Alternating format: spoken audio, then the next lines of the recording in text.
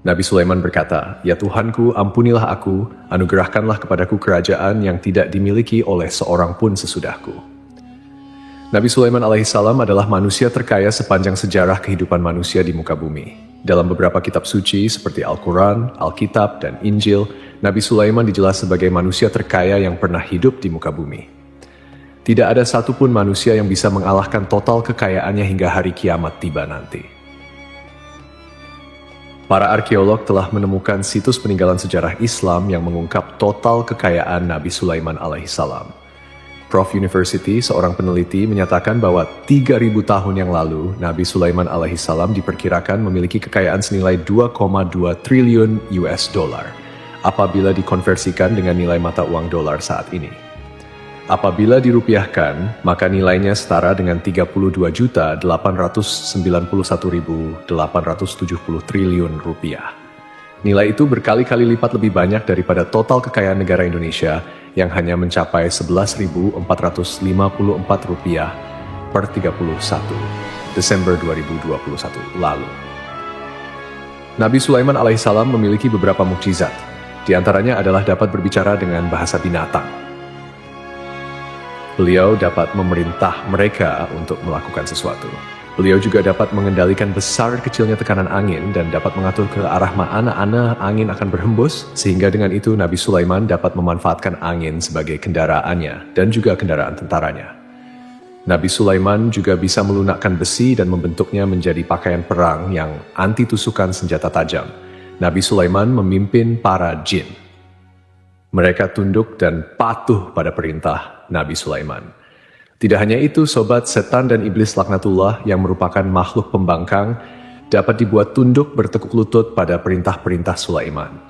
Nabi Sulaiman bisa melakukan teleportasi, yaitu berpindah dari suatu tempat ke tempat yang lain dalam waktu singkat. Peristiwa tersebut dibuktikan dengan pemindahan singgasana Ratu Balkis atas perintah Nabi Sulaiman. Nabi Sulaiman dikenal sebagai raja yang adil dan bijaksana. Nabi Sulaiman diberkahi kecerdasan yang luar biasa untuk menyatupadukan segenap kekuatan yang Allah berikan kepadanya. Ia mengelola dan membawa kerajaannya menjadi kekuatan raksasa yang tak terkalahkan di masanya. Dengan segenap kemampuan yang dimiliki, tentara Nabi Sulaiman adalah tentara terkuat di bumi tanpa ada yang menandinginya. Pertanyaan mendasar yang muncul kali ini adalah, dari mana sumber kekayaan dan kekuatan Nabi Sulaiman alaihissalam?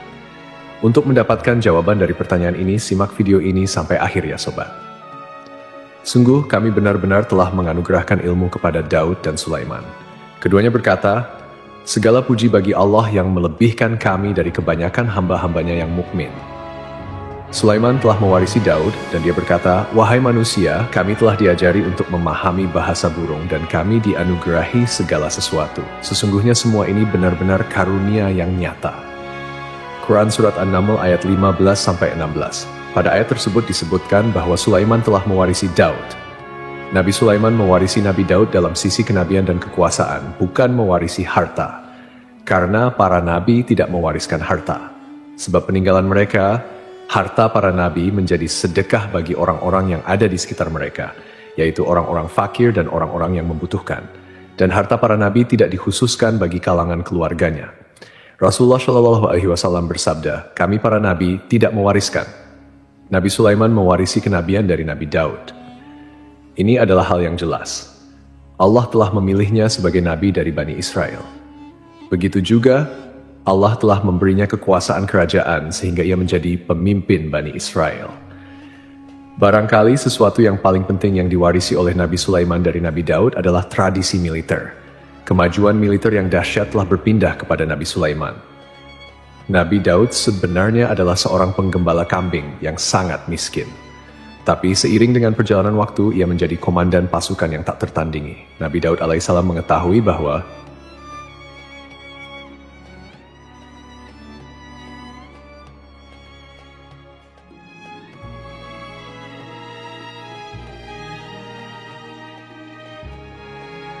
kekuatan hakiki yang mengatur alam semesta adalah kekuatan Allah Subhanahu wa Ta'ala.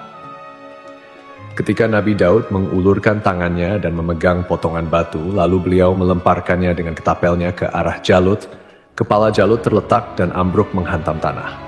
Ini sebagai bentuk demonstrasi kekuatan darinya.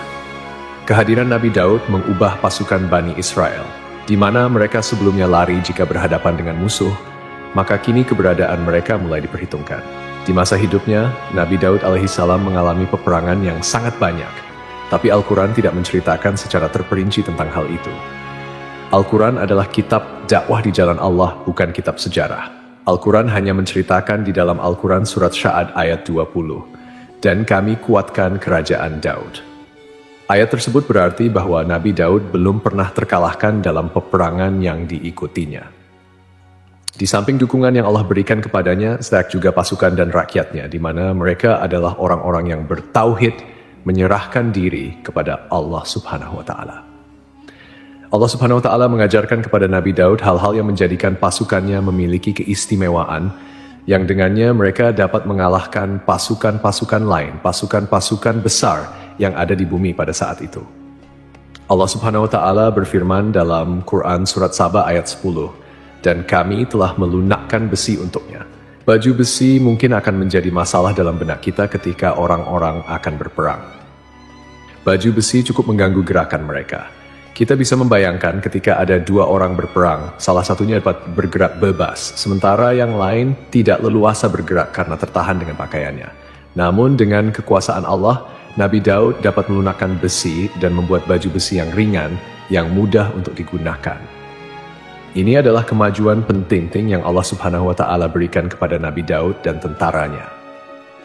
Kemajuan itu kemudian diajarkan, diwariskan, dan dimiliki oleh Nabi Sulaiman alaihissalam. Nabi Sulaiman memiliki pasukan yang dahsyat yang melebihi pasukan manapun di bumi saat itu atau bahkan mungkin saat ini.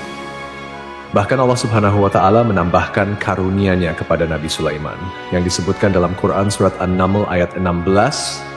Dan Sulaiman telah mewarisi Daud dan dia berkata, "Wahai manusia, kami telah diberi pengertian tentang suara burung dan kami diberi segala sesuatu. Sesungguhnya ini benar-benar suatu karunia yang nyata." Pada suatu hari, Nabi Sulaiman alaihissalam menengadahkan tangannya, mengangkat tangannya berdoa kepada Allah Subhanahu wa Ta'ala. Antara hati Nabi dan Allah tidak ada penghalang, tidak ada jarak, tidak ada sekatan waktu. Tak ada satupun dari para nabi yang berdoa kepada Allah Subhanahu wa Ta'ala, melainkan doanya pasti dikabulkan. Doa Nabi Sulaiman alaihissalam direkam di dalam Quran surat Syad ayat 35.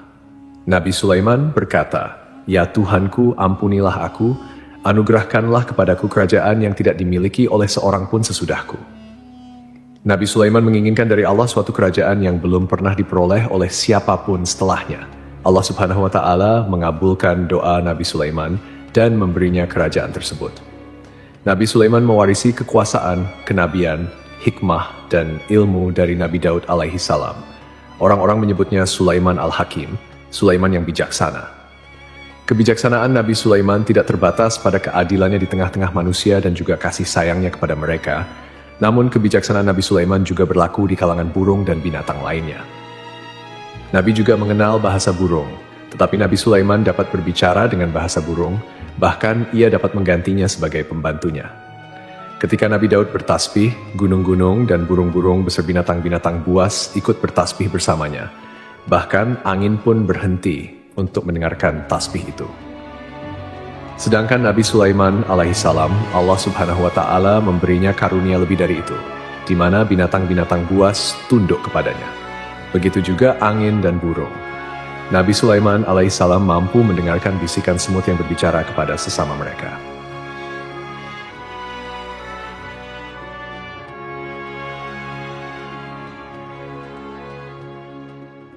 Bahkan ia mampu memerintahkan semut tersebut sehingga semut itu menjadi taat pada perintahnya. Pasukan Nabi Sulaiman memiliki kekuatan yang sangat dahsyat di dunia. Belum pernah ada di dunia ini satu pasukan pun yang memiliki kekuatan seperti itu. Kekuatan Nabi Sulaiman berasal dari beberapa kombinasi yang sangat mengagumkan, sehingga karenanya ia tidak dapat tertandingi. Kekuatan itu terdiri dari manusia, binatang-binatang, jin, dan lain-lain sebagainya. Kita mengetahui, sobat, bahwa jin adalah makhluk Allah dan manusia tidak mampu melihatnya atau menghadirkannya atau meminta pertolongan kepadanya. Sedangkan Nabi Sulaiman telah diberi Allah suatu kemampuan untuk menundukkan jin, mempekerjakan mereka sebagai tentara di tengah-tengah peperangan. Bahkan ia mampu menjadikan mereka sebagai pekerja-pekerja kasar di kerajaannya saat tidak ada peperangan. Maka karena itu ketika ada pasukan lain yang mencoba melawan pasukan Nabi Sulaiman, mustahil mereka akan mendapatkan kemenangan. Bahkan pasukan Nabi Sulaiman diperkuat oleh pasukan burung. Burung di pasukan Nabi Sulaiman memerankan tugas penting, yaitu menjadi agen intelijen. Kita mengetahui bahwa peranan informasi saat peperangan adalah hal yang penting. Dari informasi tersebut, pasukan dapat mengetahui keadaan lawannya. Demikianlah peranan burung pada pasukan Sulaiman. Ia terbang di tengah-tengah musuh, kemudian ia kembali kepada Nabi Sulaiman untuk menyampaikan berita tentang keadaan lawannya. Di samping jin dan burung, Allah Subhanahu wa Ta'ala juga menundukkan angin untuk Nabi Sulaiman. Nabi Sulaiman dapat memerintahkan angin dan ia mampu untuk menaiki angin tersebut bersama tentaranya. Dalam Al-Quran surat Sya'ad ayat 36-40, Allah Subhanahu wa Ta'ala berfirman, "Kami tundukkan kepadanya angin yang berhembus dengan baik menurut kemana saja yang dikehendakinya Sulaiman, dan kami tundukkan pula kepadanya setan-setan, semuanya ahli bangunan dan penyelam, dan setan yang lain yang terikat dalam belenggu. Inilah anugerah kami, maka berikanlah kepada orang lain atau tahanlah untuk dirimu sendiri dengan tiada pertanggungjawaban. Dan sesungguhnya dia mempunyai kedudukan yang dekat pada sisi kami dan tempat kembali yang baik." Allah Subhanahu wa Ta'ala juga memberikan kemampuan yang tak seorang pun dari para nabi mendapatkannya, yaitu kemampuan untuk memerintahkan setan. Setan adalah salah satu bagian dari jin. Ia adalah kelompok yang celaka dari bangsa jin. Kelompok ini sebenarnya tidak mampu dikuasai oleh manusia, bahkan jin yang saleh tidak dapat mengatur setan. Adapun Nabi Sulaiman alaihissalam, Allah telah memberinya kekuasaan untuk menundukkan setan dan memperkerjakan mereka, bahkan mengikatnya dengan rantai serta menghukumnya jika ia menentang perintahnya. Setan membangun untuk Nabi Sulaiman istana-istana dan patung-patung serta alat-alat perang. Bahkan setan-setan itu menyelam ke dasar lautan untuk mengeluarkan permata dan yakut untuk Sulaiman. Jika ada di antara setan yang menentang perintahnya, maka Nabi Sulaiman alaihissalam akan mengikatnya dengan rantai. Ini semua menunjukkan kekayaan Nabi Sulaiman dan kekuasaannya, di mana ia mampu mengatur banyak makhluk di bumi ini. Tentu saja kemampuan ini semua adalah atas izin Allah Subhanahu wa Ta'ala sebagai mukjizat darinya. Allah Subhanahu wa Ta'ala berfirman dalam Quran surat Saba ayat 12. "Dan sebagian dari jin ada yang bekerja di hadapannya di bawah kekuasaannya dengan izin Tuhannya. Dan siapa yang menyimpang di antara mereka dari perintah kami, maka kami rasakan kepadanya azab neraka yang apinya menyala-nyala." Para jin itu membuat untuk Sulaiman apa yang dikehendakinya dari gedung-gedung yang tinggi dan patung-patung dan piring-piring yang besarnya seperti kolam atau periuk yang tetap berada di atas tungku. Nabi Sulaiman yang bijaksana adalah penguasa yang tak tertandingi di muka bumi. Meskipun memperoleh nikmat-nikmat khusus yang agung itu, yang Allah berikan kepada Sulaiman, beliau tetap menunjukkan dirinya sebagai manusia yang paling banyak berzikir kepada Allah Subhanahu wa Ta'ala dan manusia yang paling banyak bersyukur di zamannya. Sebagaimana Allah Subhanahu wa Ta'ala telah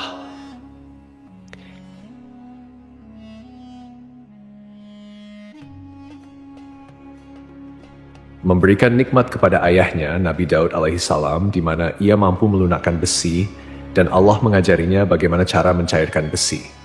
Maka Nabi Sulaiman alaihissalam dapat memanfaatkan tembaga yang cair untuk peperangan dan juga di saat perdamaian. Pada saat peperangan, beliau mencampur tembaga dengan besi dan membuat darinya perunggu. Mereka menggunakan senjata-senjata perunggu dalam peperangan seperti pedang, baju besi, dan juga pisau. Senjata-senjata ini adalah senjata yang paling kuat di saat itu, sedangkan di saat damai, tembaga digunakan untuk membuat bangunan, perhiasan, dan sebagainya. Meskipun Nabi Sulaiman mendapatkan nikmat yang besar ini dan karunia yang khusus, Allah Subhanahu wa Ta'ala mengujinya dengan suatu ujian yang dahsyat. Ujian yang akan selalu datang kepada seorang hamba yang saleh. Ketika hamba itu mendapatkan kedudukan besar, maka ujiannya pun menjadi besar. Allah Subhanahu wa Ta'ala menguji Nabi Sulaiman dengan penyakit. Ujian yang dialami Nabi Sulaiman diceritakan oleh Fakhrul Razi. Sulaiman diuji dengan suatu penyakit yang keras, di mana bahkan saat itu tidak mampu mengatasinya. Sakitnya Nabi Sulaiman sangat keras, sehingga para dokter dari kalangan manusia dan jin tidak mampu menghilangkan penyakit itu. Lalu burung-burung menghadirkan rumput-rumput yang dianggap sebagai obat, tetapi Nabi Sulaiman tak kunjung sembuh. Semakin hari, penyakit Nabi Sulaiman semakin menjadi-jadi, sehingga ketika Nabi Sulaiman duduk di atas kursi, ia duduk bagaikan tubuh tanpa roh, seakan-akan ia mati karena saking kerasnya penyakit yang dideritanya. Sakit yang diderita oleh Nabi Sulaiman alaihissalam berlangsung sangat lama. Namun Nabi Sulaiman tidak henti-hentinya berzikir kepada Allah dan meminta kesembuhan kepada Allah Subhanahu wa Ta'ala, serta berserah diri kepada Allah dan mengungkapkan rasa cinta kepadanya. Selesailah ujian Allah terhadap hambanya, Nabi Sulaiman alaihissalam. Beliau pun sembuh. Kini Nabi Sulaiman merasakan kembali kesehatannya setelah ia mengetahui bahwa segala kejayaan, segala kekuasaan, serta segala kebesarannya tidak lagi mampu menghilangkan penyakit yang dideritanya, kecuali jika Allah SWT menghendakinya. Nabi Sulaiman telah membangun tempat ibadah, tempat sujud, sehingga manusia menyembah Allah di dalamnya. Rumah itu menunjukkan keunggulan seni arsitektur dan seni pahat. Orang-orang yang membangun rumah ini berjumlah puluhan ribu orang. Tentu setiap kelompok dari mereka memiliki pekerjaan masing-masing. Di antara mereka ada yang mencairkan tambang, di antara mereka ada yang tukang pahat, ada yang tukang ukir, ada yang membelah batu, ada yang memotong-motong kayu, ada yang mendatangkan rumput-rumput dari Lebanon, ada yang mendatangkan emas dan menjadikannya lempengan-lempengan yang mengkilat untuk menutupi kayu untuk melapisi dinding. Bahkan golongan jin pun membantu pembangunan rumah tersebut, tentu dengan perintah dan bimbingan dari Nabi Sulaiman alaihissalam. Mereka membuat patung-patung yang besar, membuat bejana yang besar untuk tempat makan para tentara dan pekerja, yaitu bejana seperti gunung karena saking beratnya dan besarnya. Mereka juga membuat tempat-tempat minum yang besarnya seperti kolam. Nabi Sulaiman alaihissalam mengawasi para pekerjanya dan juga mengurusi masyarakatnya, di mana beliau mengenali problem mereka dan berusaha memecahkannya. Beliau juga mengawasi pasukan dari kalangan binatang dan burung. Beliau mengetahui apakah ada satu di antara mereka yang tidak datang, tidak hadir, di mana ia pergi, serta mengapa ia pergi. Nabi Sulaiman menguasai pengetahuan itu semua. Nabi Sulaiman bukan hanya mengetahui problem tentaranya dari kalangan manusia dan juga tentaranya dari kalangan burung, namun ia juga menunjukkan kasih sayang terhadap semut, di mana beliau mendengar bisikannya dan tidak suka untuk menginjaknya. Nabi Sulaiman selalu menundukkan kepalanya ke bumi sebagai bentuk rasa rendah diri dan syukur kepada Allah Subhanahu wa Ta'ala. Pada suatu hari, Nabi Sulaiman alaihissalam berjalan di depan tentaranya. Setiba Zinfio suara sebat mengenai Mahamik Verfus Semuram Font. Nah,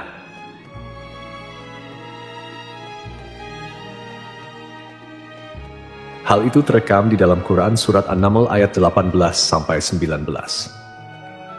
Wahai semut-semut, berhati-hatilah dan masuklah ke rumah kalian agar Sulaiman dan bala tentaranya tidak menginjak kalian tanpa mereka sadari. Nabi Sulaiman alaihissalam tersenyum mendengar itu.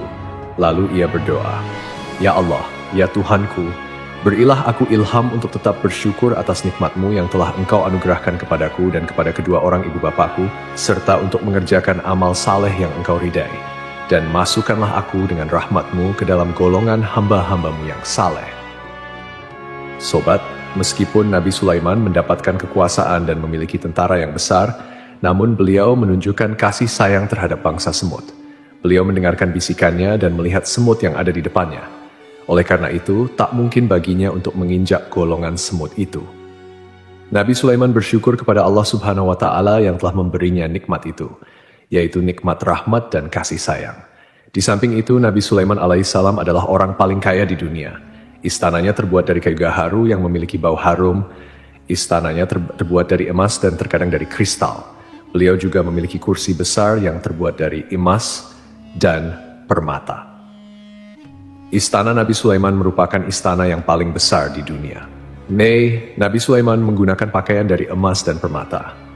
Meskipun demikian, Nabi Sulaiman tetap menunjukkan dirinya sebagai hamba yang berserah diri dan rendah hati di hadapan Allah Subhanahu wa Ta'ala, serta sederhana di depan manusia. Nabi Sulaiman merendahkan dirinya di hadapan Allah. Ia selalu sujud kepada Allah, sebagaimana ayahnya yang selalu bertasbih kepada Allah Subhanahu wa Ta'ala. Nabi Sulaiman selalu melantunkan lagu-lagu cinta ilahi dan hanya memuji Allah Subhanahu wa Ta'ala. Pada suatu hari, Nabi Sulaiman alaihissalam mengeluarkan perintah kepada pasukannya untuk bersiap-siap. Kemudian Nabi Sulaiman keluar dan memeriksa pasukannya satu demi satu. Pasukannya diteliti. Kelompok yang pertama adalah kelompok manusia. Nabi Sulaiman memperhatikan kesiapan mereka, lalu Nabi Sulaiman mengeluarkan perintah-perintah kepada mereka. Kemudian Nabi Sulaiman memeriksa kelompok jin dan menyampaikan perintahnya kepada mereka. Beliau memenjarakan jin yang tampak bermalas-malasan saat bekerja. Lalu beliau memeriksa binatang dan berkata kepada mereka, apakah mereka sudah makan dengan baik? Apakah mereka tidur dengan nyenyak? Apakah ada yang mengadu pada mereka, misalkan karena penyediaan sesuatu ataukah karena makanannya tidak layak? Apakah di sana ada yang sakit dan lain sebagainya? Semuanya diperiksa oleh Nabi Sulaiman. Ketika Nabi Sulaiman merasa puas dengan semuanya, Nabi Sulaiman memasuki tenda tempat berkumpulnya para burung. Nabi Sulaiman alaihissalam kemudian memasuki tenda tersebut dan mengamati keadaan di sekitarnya, sehingga beliau mengetahui bahwa ada satu burung yang tidak hadir, yaitu burung Hud. Nabi Sulaiman alaihissalam kemudian berkata yang diabadikan dalam Quran surat An-Naml ayat 20, dan dia memeriksa burung-burung lalu berkata, mengapa aku tidak melihat Hud-Hud? Apakah ia termasuk yang tidak hadir? Burung-burung lain tampak terdiam sebagai penghormatan, dan mereka mendengarkan apa yang dikatakan pemimpin mereka, Nabi Sulaiman. Nabi Sulaiman mengarahkan pandangannya kepada semua burung dan tidak menemukan burung Hud-Hud di antara mereka. Tak seekor pun burung yang mengetahui keberadaannya. Burung Hud-Hud absen pada apel wajib kali ini. Nabi Sulaiman mulai menampakkan kemarahannya. Apakah dia termasuk yang tidak hadir? Tiba-tiba seekor burung kecil memberanikan diri untuk berkata kepada Nabi Sulaiman, wahai Nabi yang mulia, seharusnya Hud-Hud ada bersamaku kemarin untuk melaksanakan tugas penyelidikan. Ia adalah pemimpin misi itu.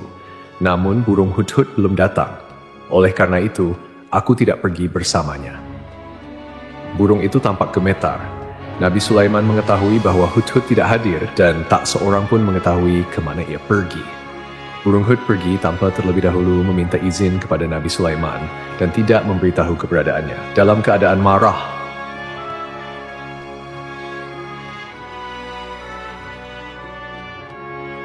Nabi Sulaiman berkata, sungguh aku benar-benar akan mengazabnya dengan azab yang keras atau benar-benar menyembelihnya, kecuali jika ia benar-benar datang kepadaku dengan alasan yang jelas. Kawanan burung-burung yang mengetahui bahwa Nabi Sulaiman sedang marah telah menetapkan bahwa ia akan menyiksa burung Hud-Hud atau menyembelihnya, atau justru memaafkannya dengan syarat ia datang dengan membawa alasan yang dapat menyelamatkannya. Dengan kata lain, burung Hud-Hud dapat memastikan bahwa ia melaksanakan tugas yang penting. Nabi Sulaiman menunjukkan kemarahan yang besar sehingga siapapun akan merasa takut. Ketika Nabi Sulaiman marah, maka kemarahannya karena membela kebenaran. Kemudian, beliau dapat melaksanakan ancamannya dengan cara yang mudah. Seekor burung tampak gemetar ketakutan melihat kemarahan Nabi Sulaiman. Lalu, beliau mengulurkan tangannya ke burung itu dan memegang-megang kepalanya, sehingga burung itu pun merasa tenang dan rasa takutnya hilang. Nabi Sulaiman kemudian pergi dari tempat burung-burung dan menuju ke istananya. Nabi Sulaiman masih memikirkan keadaan burung Hud-Hud. Seharusnya burung Hud menjadi bagian penting dari badan intelijen.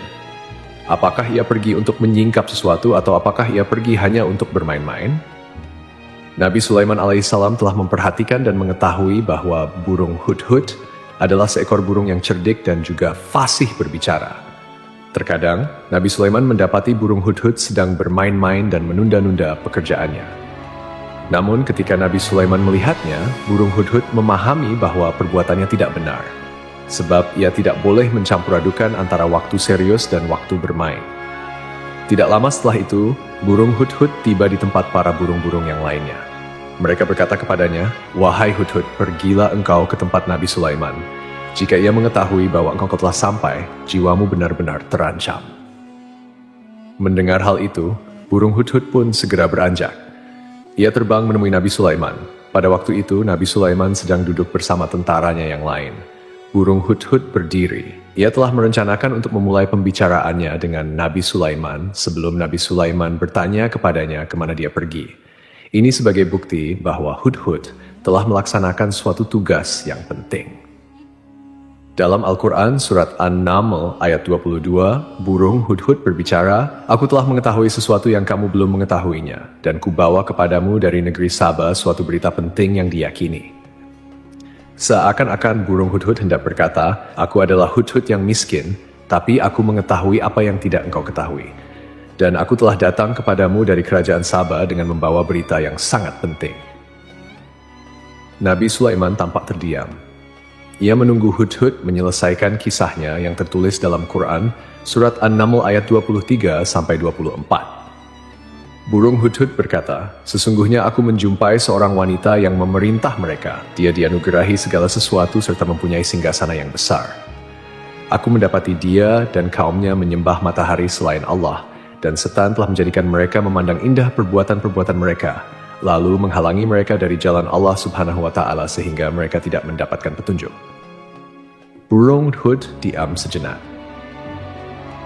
Nabi Sulaiman merasa bahwa hudhud menunjukkan kefasihan lisannya dan berbicara dengan baik kepadanya. Nabi Sulaiman berkata dalam Quran surat An-Naml ayat 27 sambil menunjukkan senyum manisnya di wajahnya, "Akan kami lihat apakah kamu benar, wahai hudhud, ataukah kamu termasuk orang-orang yang berdusta." Seakan-akan burung hudhud ingin mengatakan, "Aku tidak berbohong, wahai Nabi yang mulia." Namun, diamnya Nabi Sulaiman membuatnya takut, sehingga burung hudhud pun terdiam. Nabi Sulaiman terdiam karena berpikir. Lalu ia memutuskan sesuatu. Setelah itu, beliau pun mengangkat kepalanya dan meminta secari kertas dan pena. Nabi Sulaiman menulis surat singkat dan menyerahkannya kepada hudhud, serta memerintahkan kepadanya dalam Quran surat An-Naml ayat 28. "Pergilah dengan membawa suratku ini, lalu jatuhkanlah kepada mereka."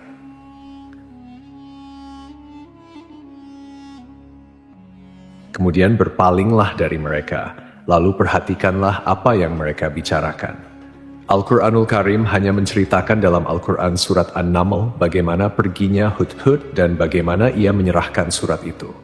Lalu Al-Quran langsung menyebutkan keadaan kerajaan Balkis yang saat itu sedang membaca surat tersebut di depan para pembesar kerajaannya dan para menterinya. Dalam Al-Quran surat An-Naml ayat 29-31, berkatalah Balkis, "Wahai para pembesar, sesungguhnya telah dijatuhkan kepadaku sebuah surat yang mulia. Sesungguhnya surat ini dari Sulaiman dan sesungguhnya isinya, dengan menyebut nama Allah yang maha pengasih lagi maha penyayang, bahwa janganlah kalian berlaku sombong terhadapku dan datanglah kepadaku sebagai orang-orang yang berserah diri." Dalam surat itu, Nabi Sulaiman disebutkan hendaklah mereka menyerahkan diri dan tunduk kepada perintah Sulaiman. Nabi Sulaiman memerintahkan agar mereka meninggalkan penyembahan terhadap matahari. Nabi Sulaiman tidak mempersoalkan akidah mereka dan tidak memuaskan mereka dengan apapun. Nabi Sulaiman hanya memerintahkan bahwa ia berada di atas kebenaran. Bukankah ia didukung kekuatan yang berlandaskan keyakinan yang dimilikinya? Nabi Sulaiman hanya memerintahkan mereka agar tunduk dan patuh kepadanya. Ratu Saba menyampaikan surat tersebut di tengah-tengah kaumnya. Dalam Al-Quran, surat An-Naml ayat 32 dijelaskan, Balkis berkata, "Wahai para pembesar, berilah aku pertimbangan dalam urusanku ini. Aku tidak pernah memutuskan suatu persoalan sebelum kamu berada dalam majelisku." Para pembesar istana, Balkis menentang surat tersebut. Isi surat itu membangkitkan kesombongan kaum Saba, di mana mereka merasa lebih kuat. Mereka mengetahui bahwa di sana ada seseorang yang mencoba menantang mereka dan mengisyaratkan peperangan kepada mereka. Lalu ia meminta kepada mereka untuk memenuhi syarat-syaratnya sebelum terjadinya peperangan dan kekalahan. Dalam Al-Quran surat An-Naml ayat 33, mereka menjawab, "Kita adalah orang-orang yang memiliki kekuatan dan juga memiliki keberanian yang sangat dalam peperangan, dan keputusan berada di tanganmu, wahai ratuku. Maka pertimbangkanlah apa yang akan kamu perintahkan." Para pembesar kaum Saba seakan-akan ingin berkata, "Kita siap untuk berperang." Tampaknya, ratu itu memiliki kebijakan yang lebih baik daripada pembesar kaumnya. Surat Sulaiman itu membuatnya berpikir lebih jernih dan lebih berhati-hati. Ia berusaha sebisa mungkin menghindari peperangan. Ratu itu berpikir dalam tempo yang lama. Nama Sulaiman tidak diketahuinya, dan ia pun belum pernah mendengarnya. Oleh karena itu, Ratu kaum Saba tidak mampu mengetahui dan mendeteksi seberapa besar kekuatan Nabi Sulaiman. Mungkin saja Nabi Sulaiman memiliki kekuatan yang dahsyat, sehingga ia mampu memerangi kekuasaannya dan mengalahkannya. Kemudian, Ratu memperhatikan apa yang ada di sekelilingnya. Ia melihat kemajuan masyarakat dan juga kejayaannya. Barangkali ia mengira bahwa Nabi Sulaiman tertarik terhadap kemajuan dan kekayaan itu, sehingga Nabi Sulaiman ingin menyerangnya. Setelah mempertimbangkan isi surat Nabi Sulaiman dengan cermat, Ratu Saba memilih untuk tidak ceroboh dan bodoh. Ratu lebih suka menggunakan bahasa kelembutan.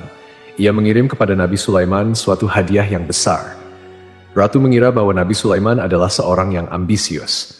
Mungkin saja ia telah mendengar tentang kekayaan kerajaan Saba. Para utusan pergi dengan membawa hadiah dari Ratu Saba. Ratu berharap agar mereka dapat memasuki kerajaan Nabi Sulaiman dan mengetahui kondisi kerajaannya. Saat mereka pulang, Ratu ingin mendengar secara langsung dari mereka tentang bagaimana keadaan kaum Nabi Sulaiman dan pasukannya. Setelah mendapatkan informasi yang cukup, maka Ratu Balkis dapat membuat suatu keputusan yang tepat.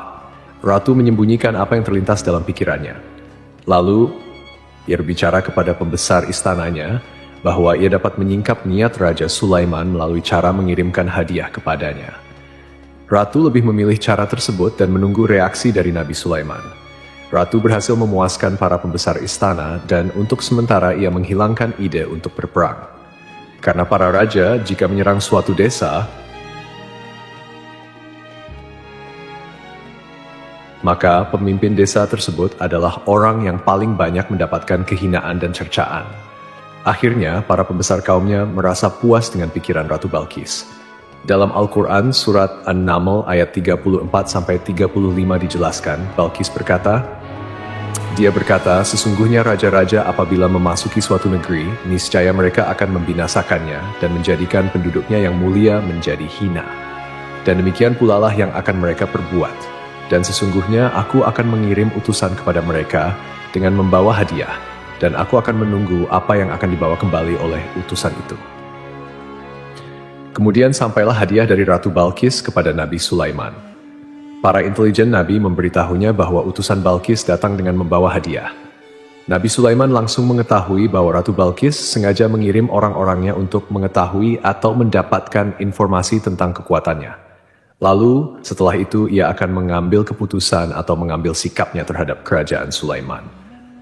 Nabi Sulaiman segera memanggil semua pasukannya untuk berkumpul. Utusan Balkis segera memasuki istana Nabi Sulaiman yang dipenuhi dengan pasukan besar yang bersenjata. Melihat itu, utusan Ratu Balkis tercengang dan terkejut ketika mereka melihat kekayaan yang mereka bawa tidak ada apa-apanya dibandingkan dengan kerajaan Nabi Sulaiman. Hadiah mereka tampak tidak berarti.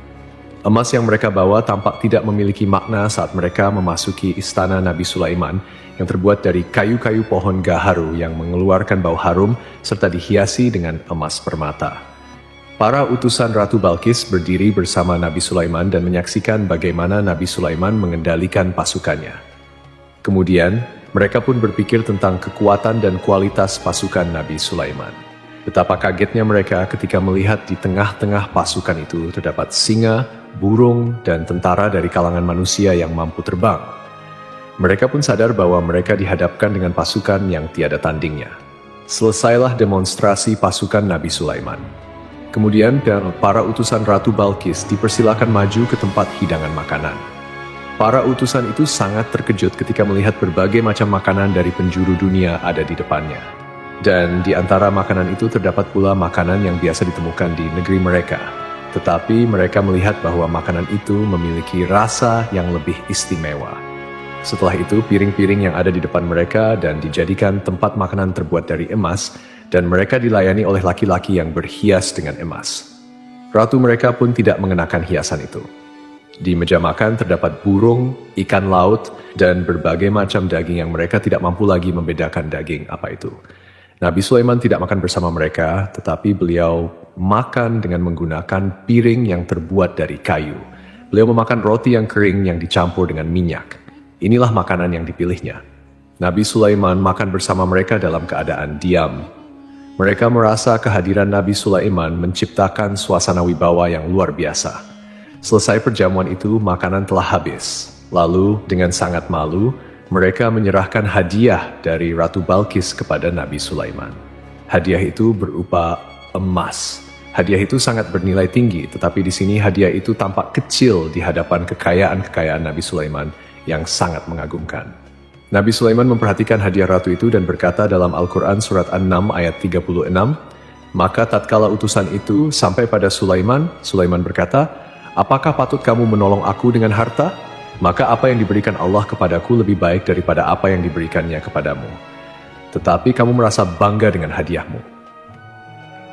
Raja Sulaiman menyingkap dengan kata-katanya yang segar itu penolakannya terhadap hadiah mereka. Ia memberitahu utusan itu bahwa ia tidak menerima hadiah tersebut. Ia tidak merasa puas dengan hadiah itu. Yang membuatnya puas hanyalah, janganlah kalian berlaku sombong terhadapku dan datanglah kepadaku sebagai seorang yang berserah diri. Lalu Nabi Sulaiman berkata kepada mereka dengan pelan. Hal itu diabadikan dalam Al-Quran surat An-Naml ayat 37.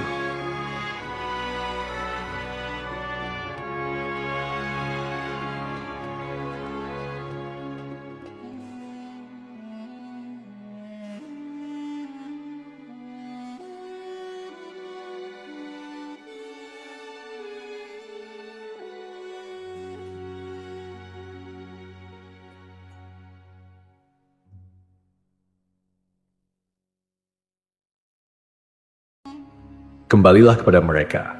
Sungguh kami akan mendatangi mereka dengan bala tentara yang mereka tidak kuasa melawannya. Dan pasti kami akan mengusir mereka dari negeri itu, yaitu negeri Saba, dengan terhina. Dan mereka akan menjadi tawanan-tawanan yang hina. Nabi Sulaiman kemudian meninggalkan para utusan ratu setelah terlebih dahulu mengancam mereka. Para utusan itu berharap agar Nabi Sulaiman mau menunggu kunjungan Ratu Balkis sendiri yang akan membawa misi perdamaian. Akhirnya sampailah para utusan Ratu Balkis ke negeri Saba. Mereka segera menuju istana sang ratu. Mereka memberitahu bahwa negeri mereka ada di ujung tanduk. Mereka menceritakan kepada ratu tentang kekuatan Nabi Sulaiman, dan tidak mungkin bagi mereka mampu melawannya. Mereka meyakinkan Ratu Balkis bahwa ia harus mengunjunginya dan melihat sendiri bagaimana kebesaran kerajaan Nabi Sulaiman. Kemudian, Ratu Balkis menyiapkan dirinya untuk pergi menuju kerajaan Nabi Sulaiman. Nabi Sulaiman duduk di kursi kerajaan di tengah-tengah para pembesarnya dan para menterinya serta para komandan pasukannya. Beliau berpikir tentang sosok Balkis. Sulaiman mengetahui bahwa Balkis menuju tempatnya. Balkis dikelilingi rasa takut. Nabi Sulaiman berpikir sejenak tentang bagaimana matahari disembah, memikirkan bagaimana informasi yang diterima oleh intelijennya tentang kemajuan kerajaan Balkis dalam bidang kesenian dan ilmu pengetahuan. Nabi Sulaiman bertanya kepada dirinya sendiri, apakah kemajuan menjadi penghalang untuk mengetahui kebenaran? Apakah ratu itu gembira dengan kekuatan yang dicapainya? Dan ia membayangkan bahwa kekuatannya adalah segalanya dengan kemajuan yang dimilikinya? Nabi Sulaiman ingin membuat kejutan agar Ratu Balkis mengetahui bahwa Islam yang diyakini oleh Nabi Sulaiman adalah satu-satunya yang mampu mendatangkan kemajuan dan kekuatan yang hakiki. Sehingga ia dapat membandingkan antara keyakinannya dalam menyembah matahari beserta kemajuannya yang dicapainya dengan keyakinan Nabi Sulaiman juga beserta kemajuan yang diraihnya. Para mata-mata Nabi Sulaiman telah memberitahunya bahwa hal yang sangat disegani dan dikagumi oleh kaum Ratu Balkis adalah kerajaan Saba, yaitu singgasana Raja Balkis. Singgasana itu terbuat dari emas dan batu mulia. Singgasana tersebut dijaga oleh penjaga yang sangat disiplin, di mana mereka tidak pernah lalai sedikit pun.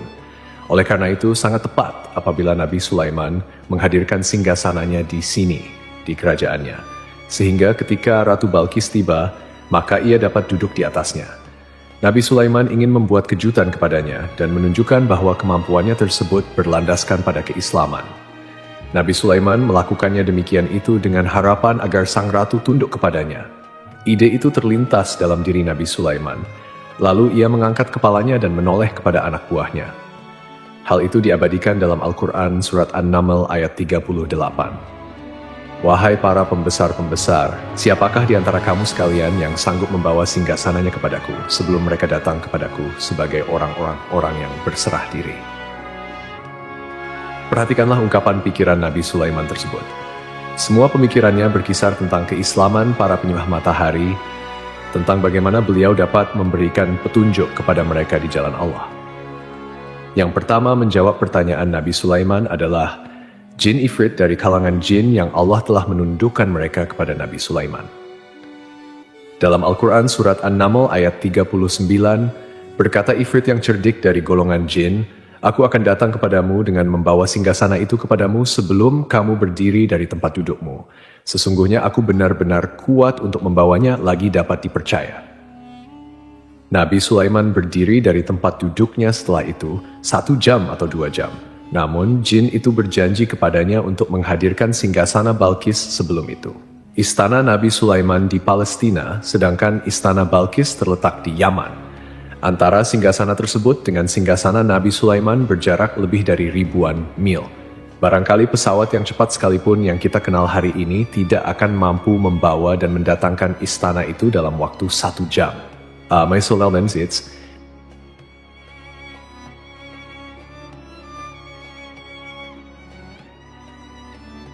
Berhubungan dengan kekuatan jin yang serba misterius, Nabi Sulaiman alaihissalam tidak mengomentari sedikit pun terhadap apa yang dikatakan oleh Ifrit dari golongan jin. Tampak ia menunggu tanggapan lain yang mampu menghadirkan singgasana Balkis lebih cepat dari jin Ifrit. Nabi Sulaiman menoleh kepada seorang di sana yang duduk di atas naungan. Hal itu diceritakan dalam Al-Quran surat An-Naml ayat 40. Berkatalah seorang yang mempunyai ilmu dari Alkitab, "Aku akan membawa singgasana itu kepadamu sebelum matamu berkedip." Maka tatkala Sulaiman melihat singgasana itu terletak di hadapannya, ia pun berkata, "Ini termasuk karunia Tuhanku untuk mencoba aku, apakah aku akan bersyukur atau mengingkari nikmatnya. Dan barang siapa yang bersyukur, maka sesungguhnya dia bersyukur untuk kebaikan dirinya sendiri. Dan barang siapa yang ingkar, maka sesungguhnya Tuhanku maha kaya lagi maha mulia."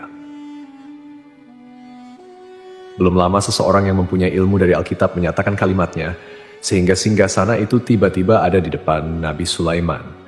Ia mampu menghadirkan singgasana itu lebih cepat atau lebih sedikit dari kedipan mata, ketika mata itu tertutup dan terbuka. Al-Quranul Karim tidak menyingkap kepribadian seseorang yang menghadirkan singgasana itu. Al-Quran hanya menggarisbawahi bahwa orang itu mempunyai ilmu Alkitab. Al-Quran tidak menjelaskan kepada kita apakah ia seorang malaikat, ataukah manusia, ataukah jin. Al-Quranul Karim sepertinya ingin menyembunyikan identitas orang tersebut. Al-Quran sengaja tidak menyingkap hakikat kitab yang dimaksud.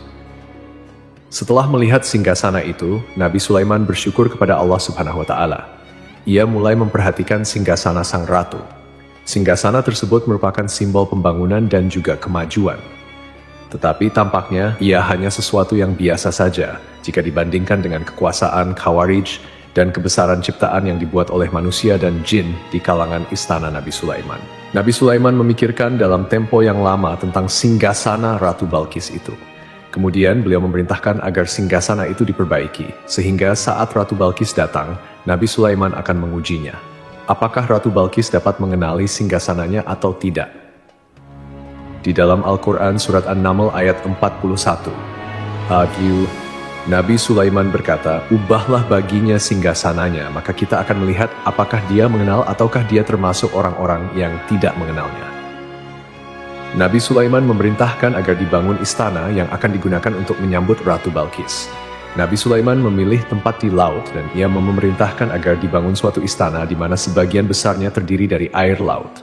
Nabi Sulaiman memerintahkan agar lantainya itu terbuat dari kaca yang tebal dan kuat, sehingga orang-orang yang berjalan di atas istana itu akan dapat melihat di bawahnya ada ikan yang berwarna-warni yang berenang-renang, dan mereka akan melihat rumput-rumput laut yang bergerak-gerak.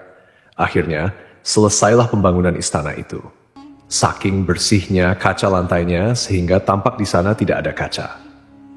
Burung hudhud memberitahu Nabi Sulaiman bahwa Balkis telah sampai di dekat kerajaannya.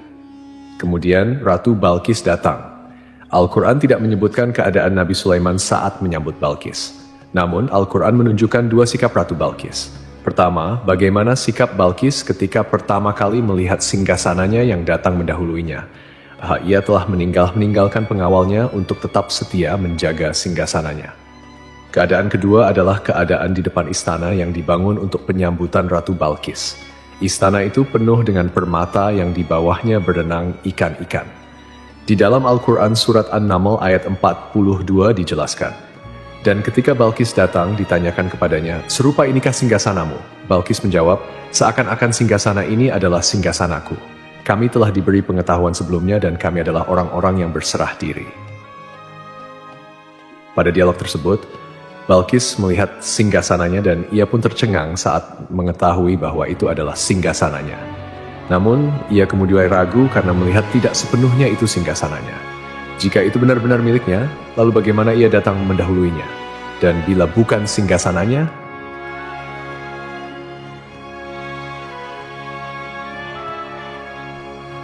maka bagaimana Sulaiman dapat meniru dan seperti itu, padahal Sulaiman tidak pernah sekalipun ke kerajaannya. Nabi Sulaiman berkata saat melihat Balkis mengamati singgasananya, "Apakah ini singgasanamu?" Balkis terlihat sangat kebingungan, namun setelah itu ia menjawab sepertinya benar. Nabi Sulaiman berkata lagi, "Kami telah diberi ilmu sebelumnya dan kami sebagai orang-orang Muslim." Melalui pernyataan itu, Nabi Sulaiman ingin mengisyaratkan kepada Balkis agar ia membandingkan antara keyakinannya beserta ilmu yang dicapainya dengan keyakinan Nabi Sulaiman yang Muslim beserta pengetahuan yang telah diraihnya. Penyembahan terhadap matahari dan pencapaian ilmu yang dicapai Balkis tampak tidak ada apa-apanya dibandingkan dengan ilmu Nabi Sulaiman dan keislamannya. Nabi Sulaiman telah mendahuluinya dalam bidang ilmu karena keislamannya. Karena itu, sangat mudah baginya untuk mengungguli Balkis dalam ilmu-ilmu yang lainnya. Demikianlah yang diisyaratkan pernyataan Sulaiman kepada Balkis. Ratu Saba itu mengetahui bahwa ini adalah singgasananya, di mana singgasananya itu datang lebih dulu daripada dirinya. Beberapa bagian darinya telah diubah saat Balkis masih dalam perjalanan menuju ke tempat Nabi Sulaiman. Ia berpikir, kemampuan apa yang dimiliki oleh Nabi Sulaiman? Ratu Balkis tercengang melihat apa yang disaksikannya, yang berupa buah dari keimanan Nabi Sulaiman dan hubungannya dengan Allah Subhanahu wa Ta'ala. Sebagaimana Balkis juga tercengang ketika melihat kemajuannya di bidang ilmu, pembangunan, seni, dan ilmu-ilmu yang lainnya. Maka ia lebih kagum lagi saat melihat hubungan yang kuat antara keislaman Nabi Sulaiman dengan ilmunya, serta kemajuan yang diraihnya. Dalam Al-Quran, surat Naml ayat 43 dijelaskan, "Dan apa yang disembahnya selama ini selain Allah mencegahnya untuk melahirkan keislamannya, karena sesungguhnya ia terdahulu termasuk orang-orang yang kafir." Bergoncanglah dalam benak Balkis, ribuan hal yang melihat keyakinan kaumnya runtuh di hadapan Nabi Sulaiman. Ia menyadari matahari yang disembahnya hanya merupakan ciptaan Allah, di mana ia menggerakkannya untuk hamba-hambanya. Lalu terbitlah matahari kebenaran dalam dirinya. Hatinya diterangi oleh cahaya baru yang tidak akan tenggelam seperti tenggelamnya matahari masa keislamannya. Hanya menunggu waktu, Ratu Balkis memilih waktu yang tepat untuk mengumumkan keislamannya. Allah Subhanahu wa Ta'ala berfirman dalam berfirman Al-Quran, surat An-Naml ayat 44. Dikatakan kepadanya, "Masuklah ke dalam istana." Maka tatkala ia melihat lantai istana itu, dikiranya kolam air yang besar dan disingkapnya kedua betisnya. Berkatalah Sulaiman, "Sesungguhnya ia adalah istana licin yang terbuat dari kaca." Berkatalah Balkis, "Wahai Tuhanku, sesungguhnya aku telah berbuat zalim terhadap diriku dan aku berserah diri bersama Sulaiman kepada Allah, Tuhan semesta alam." Dikatakan Balkis, "Masuklah ke dalam istana." Ketika ia masuk, maka ia tidak menyaksikan adanya kaca, tetapi ia melihat air. Sehingga ia mengira akan bersinggungan dengan air laut, lalu ia menyingkapkan sedikit bajunya agar bajunya itu tidak basah. Nabi Sulaiman mengingatkannya tanpa melihatnya agar ia tidak khawatir terhadap pakaiannya karena pakaiannya tidak akan basah. Sebab di sana tidak ada air, itu sekadar kaca yang halus, yang saking halusnya sehingga tidak tampak. Pada kesempatan itulah Balkis mengumumkan keislamannya. Ia mengakui kezaliman dirinya dan ia mengatakan menyerahkan diri kepada Nabi Sulaiman dan kepada Tuhan semesta alam. Lalu kaumnya pun mengikutinya dan mereka tidak memeluk Islam. Balkis menyadari ia berhadapan dengan penguasa yang terbesar di bumi dan salah satu Nabi Allah yang mulia. Untuk pertama kalinya wajah Sulaiman tampak dihiasi dengan senyuman yang menunjukkan kepuasannya sejak Balkis mengunjunginya. Demikianlah Sulaiman mewujudkan kejayaannya yang hakiki dan menyebarkan cahaya Islam di muka bumi.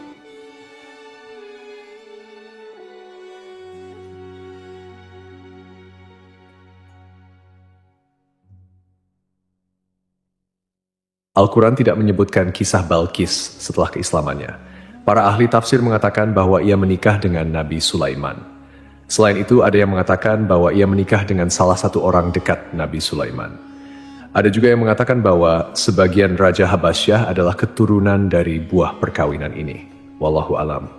Nabi Sulaiman hidup di tengah-tengah kejayaan dan kemuliaan di bumi. Kemudian Allah menetapkan kematian untuknya.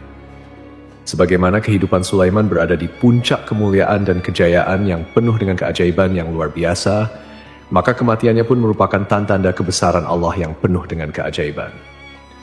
Demikianlah bahwa kematiannya sesuai dengan kehidupannya, sesuai dengan kejayaannya. Allah Subhanahu wa Ta'ala berfirman tentang kematian Sulaiman di dalam Al-Quran, Surat Saba ayat 14. Maka tatkala kami telah menetapkan kematian Nabi Sulaiman, tidak ada yang menunjukkan kepada mereka kematiannya itu kecuali rayap yang memakan tongkatnya. Maka tatkala ia telah tersungkur, taulah jin bahwa kalau sekiranya mereka mengetahui yang gaib, tentulah mereka tidak akan tetap dalam siksa yang mengenakannya.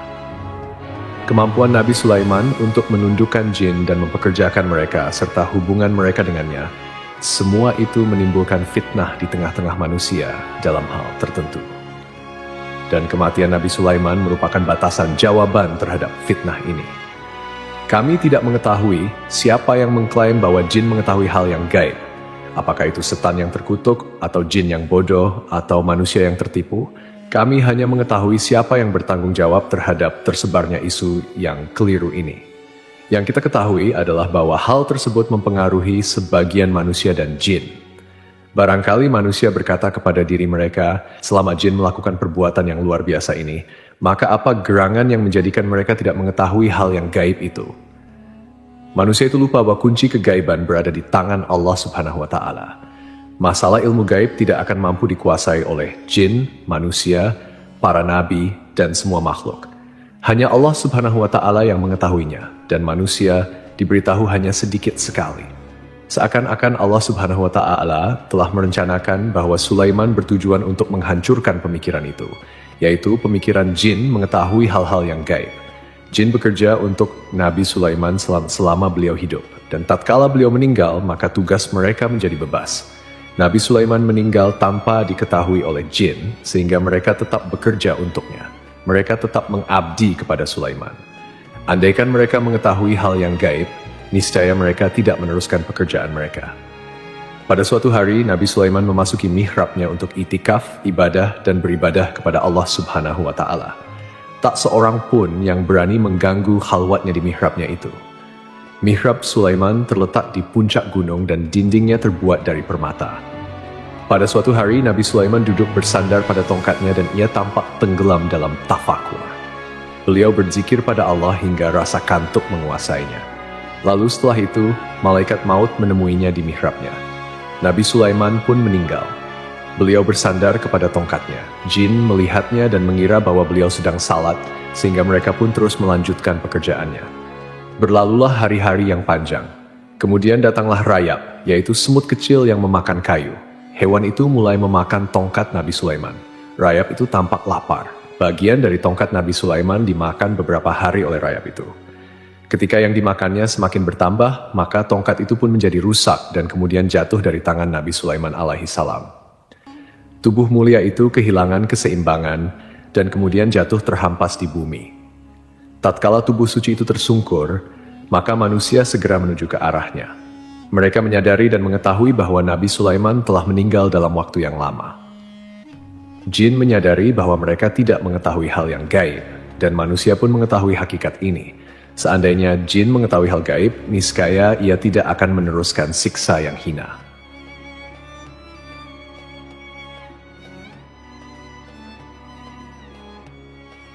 Mereka tidak akan bekerja Sulaiman. Demikianlah Nabi Sulaiman alaihissalam yang meninggal dalam keadaan salat di mihrabnya. Lalu berita itu tersebar bagaikan api di bumi. Manusia, burung, dan binatang buas mengantarkan jenazah Nabi Sulaiman. Sekawanan burung tampak sedih dan menangis. Semua makhluk bersedih. Akhirnya tak seorang pun mengetahui bahasa burung di bumi. Meninggallah seorang yang memahami pembicaraan burung, binatang-binatang, jin, dan lain sebagainya. Burung-burung itu berkata, betapa beratnya kehidupan di tengah orang-orang yang tidak mengetahui pembicaraan kita. Wallahu alam. Dan itulah sobat sedikit kisah kali ini. Kurang lebihnya mohon maaf dan sampai jumpa lagi di cerita berikutnya ya sobat. Wassalamualaikum warahmatullahi wabarakatuh.